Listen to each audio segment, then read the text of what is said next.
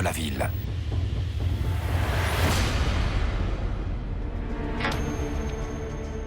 La NASA envoie l'astrophysicien Slava Tourichev à Moscou pour chercher des réponses. Il y a beaucoup de rapports contradictoires. On se demande avec angoisse si c'est un événement isolé ou si d'autres vont suivre. Tandis que la NASA tente de découvrir au plus vite la cause de l'incident, le mystère s'épaissit. Dans les jours qui suivent, le bruit commence à se répandre qu'il y aurait eu quelque chose d'autre. Certaines infos semblent indiquer qu'au moment où cet objet est entré dans l'atmosphère comme une boule de feu, quelque chose s'est dirigé vers lui et l'a peut-être stoppé ou détruit. Les gens disaient que quelque chose s'était approché et avait semblé le percuter. C'est peut-être ce qui l'a fait exploser. Le public est fasciné par les images de l'étrange collision. Mais lorsque la NASA effectue un montage chronologique des images filmées par des dizaines de témoins, c'est un phénomène différent qui apparaît.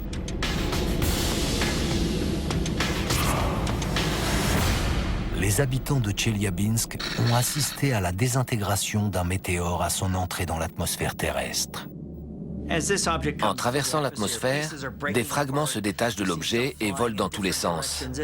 Il est très facile de prendre ça pour une manifestation très bizarre. Après tout, c'est extrêmement rare. L'objet qui a paru intercepter la boule de feu n'est qu'un fragment du météore volant à la même vitesse que lui. Quand les scientifiques cherchent le cratère qui pourrait correspondre à l'onde de choc de l'explosion, ils trouvent ce tout petit bassin. L'idée que ce qui a créé ce petit cratère ait pu faire autant de dégâts dans la ville paraît ridicule. Mais selon le professeur Lawrence Garvey, spécialiste des météorites, un objet volumineux qui fonce dans l'atmosphère peut tout à fait expliquer ce qui s'est passé à Tcheliabinsk. On voit d'abord l'effet visuel du météore. Il arrive, il se désintègre. On n'entend rien parce que la lumière nous parvient presque instantanément. On le voit immédiatement. Mais pendant qu'on regarde, on ne se rend pas compte que l'onde de choc se propage vers nous à la vitesse du son. C'est comme un poing qui fracasse une vitre,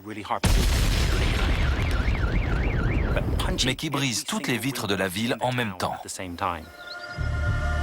L'énergie dégagée par la désintégration du rocher supersonique explique l'onde de choc destructrice. Et les dégâts auraient pu être bien pires. L'atmosphère terrestre a